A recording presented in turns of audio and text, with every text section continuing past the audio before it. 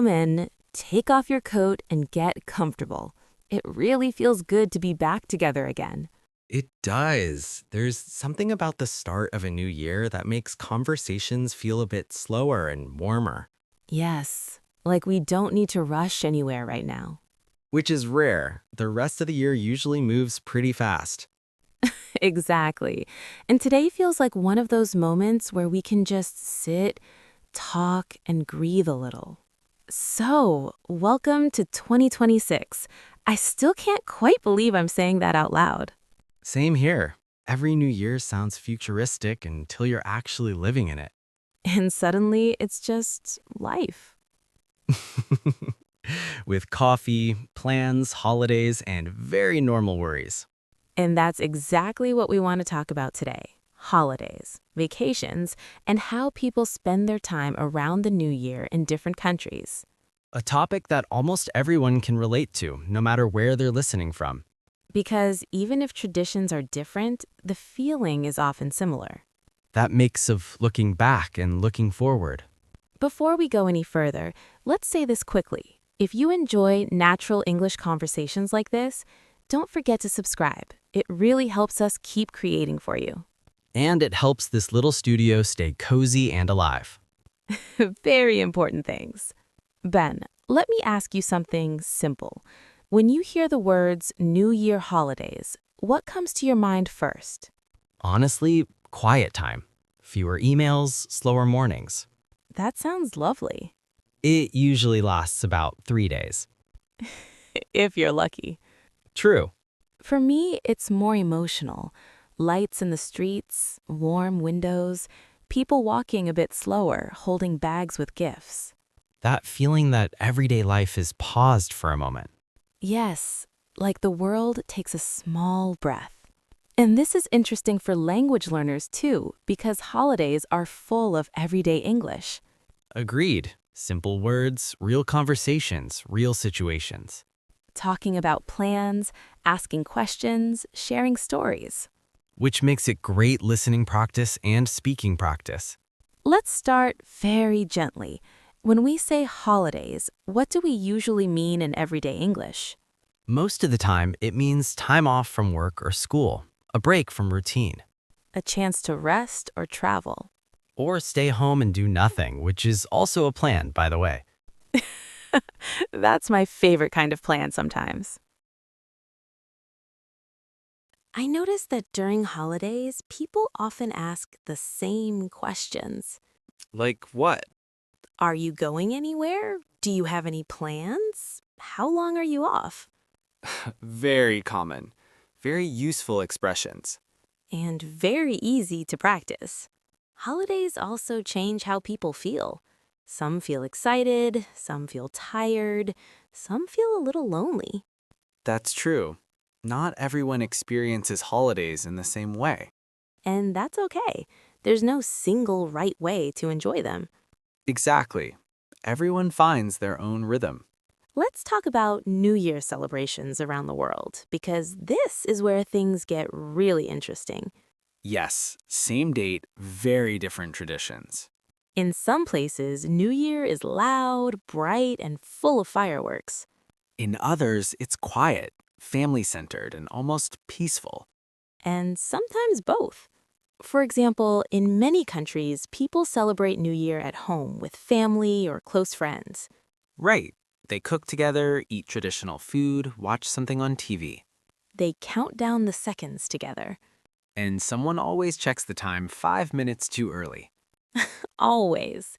In other countries, people go outside, to city centers, to big public celebrations. Yes, large crowds, music, fireworks, and that shared energy. I love that feeling, being surrounded by strangers, but feeling connected. That sense of togetherness is powerful. And then there are traditions that surprise me every time. Like what?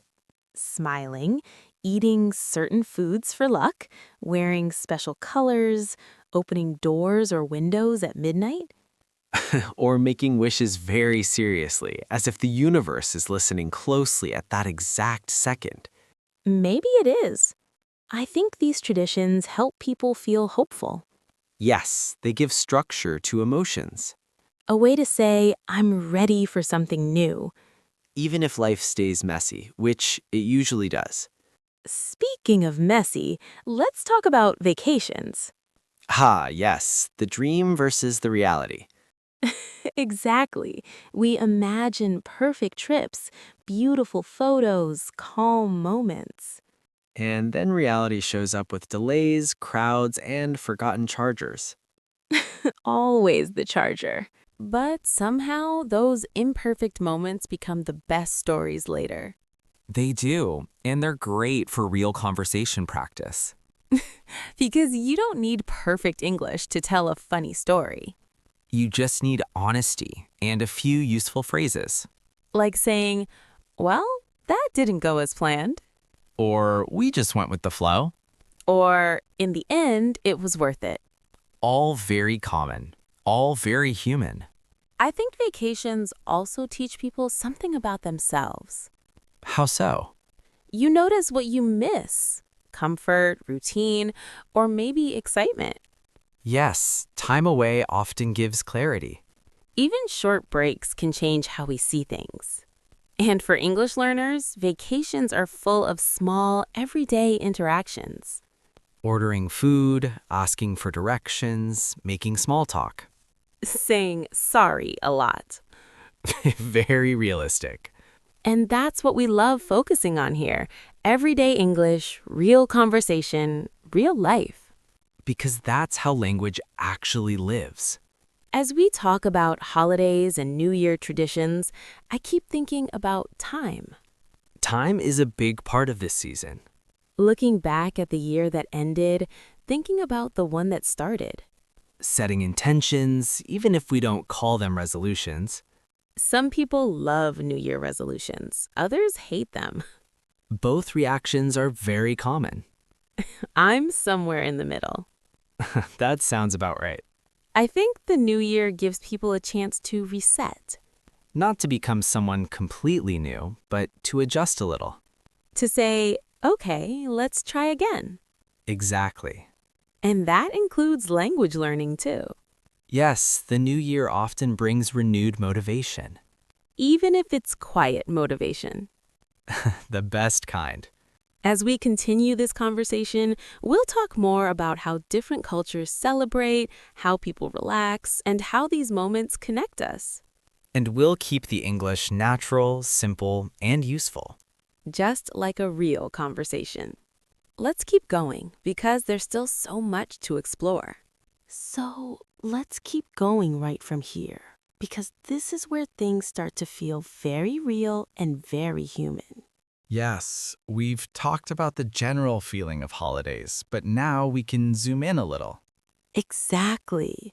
Let's look at how people actually spend their time during the New Year break. And how different countries approach it in very different ways. One thing I've noticed is that in some cultures, New Year feels like a big social event. Yes, people plan ahead, they book restaurants, they organize parties. They dress up. Sometimes a little too much. True, but there's excitement in that. Definitely, for many people, New Year is about being surrounded by others. And in other places, it's almost the opposite. Right, quiet evenings, small groups, maybe just family. Candles instead of fireworks. Soup instead of champagne. That actually sounds very cozy. I think both styles show something important. What do you mean? That people use holidays to balance their lives. Yes, if life is loud, they look for quiet. And if life feels lonely, they look for a connection. Exactly. Let's talk about travel for a moment. Because for many people, New Year means going somewhere else. That's true. Visiting family, going on vacation, or just leaving the city. Even a short trip can feel like a reset. Especially if it changes your routine. Although travel during holidays can be stressful. That's a polite way to say it. Crowded airports, long lines, delays. And that moment when you realize you packed everything except the one thing you really need. Every time. But people still do it. Because the reward feels bigger than the stress. Seeing loved ones, experiencing something new. Or simply being somewhere different. I think holidays also change how people speak. In what way? Smiles. Conversations become slower, softer. Less task-focused, more personal. More stories, more memories. That's very true. This is actually a great moment for English learners to listen carefully. Yes, because this kind of speech is full of high-frequency words. Simple phrases people use all the time. Like, how was your year? Or did you have a good break? Or I just needed some time off. Very natural, very useful. Let's talk about food because we can't avoid that topic. Holidays always come back to food. Always. In many countries, New Year's food is full of meaning. Yes, certain dishes are connected to luck, health, or money. People eat them very seriously. As if one meal decides the whole year. I mean, maybe. Food also brings people together, Cooking together, sitting at the same table. sharing stories between bites. Those moments matter. Curious. I love how food creates conversation Compliments, opinions, memories. and gentle arguments. Especially about recipes. Reflective. Holidays also change how people spend their free time. Yes, more walks, more rest. More time with family, or sometimes more time alone. Both are valid choices. I think alone time during holidays is underrated. I agree. Just sitting, reading, thinking. Or doing absolutely nothing. Again, a very solid plan. One thing I notice is that people often feel pressure to enjoy the holidays correctly. Yes, as if there's a checklist. Be happy, be social, be grateful. That pressure can be heavy. But holidays don't have to be perfect to be meaningful. Exactly. They just have to be real. Real conversations, real rest. Real moments. Let's talk briefly about New Year's Day itself. The day after, often very quiet. Very slow. A lot of leftovers. And a strange calm. I love that day Why? because there's nothing you're supposed to do. That's rare. It feels like time belongs to you again. And that's something many people want more of in the new year. Time, space, balance. Not huge changes, just small adjustments. Small steps matter. As we talk about all of this, I keep thinking about how similar people are, even when traditions look different. Yes, different customs, same emotions. Hope, relief, tiredness. And the desire to start again. Let's continue this thought in the final part because there's an emotional layer here that really matters. And it connects holidays, language, and people in a very natural way. You know, as we're talking about all these traditions and habits, I keep thinking about how emotional this time of year really is. It is. Holidays often bring feelings to the surface, even the ones we usually keep quiet. Nod softly, joy, nostalgia, relief, and sometimes sadness too. Yes, and all of that is part of the experience. I think New Year's especially makes people look inward. It does. People naturally reflect. They ask themselves how the year went. What they learned, what they lost, what they want to keep. And what they're ready to let go of. This happens everywhere, even if traditions look different on the outside. Exactly. Fireworks or silence, the inner moment is very similar. That quiet thought, where am I right now? And where do I want to go next? I think that's why holidays feel like a pause button. A pause that gives perspective. Even short breaks can change how people see their lives. And how they see themselves. This is also why holidays are such a powerful time for language learning in a gentle way.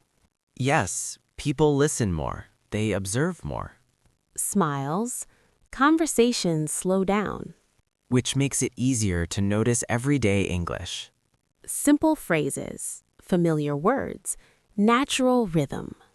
The kind of language people actually use. Smiles, not perfect, but real. Real conversation always matters more. I also noticed that during holidays, people are more patient with each other. That's true. There's more space for pauses, for silence. And for listening. That's something many English learners struggle with. Silence. Yes, silence can feel uncomfortable. Like you're doing something wrong. But silence is part of natural speech, Holidays teach us that pauses are okay. and that you don't need to fill every moment with words. That's a nice lesson for life, too. Definitely. As the new year begins, many people feel pressure to change everything at once. Big plans, big goals, big promises. But change doesn't have to be loud.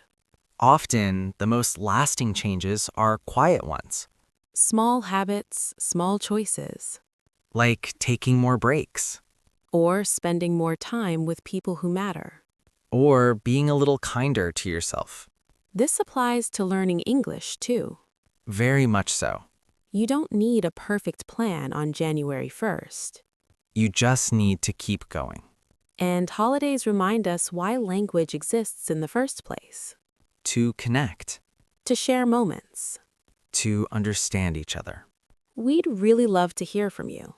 Yes, what about you? Tell us in the comments. We'd love to hear your thoughts. How do you celebrate the new year where you live? Do you prefer quiet time or big celebrations? And what does this season mean to you personally? Your stories matter. I feel like this conversation fits perfectly with the start of a new year. Calm, thoughtful, and human. Just like we hoped. Thanks for being part of our little English journey. Wherever you are, have a wonderful day.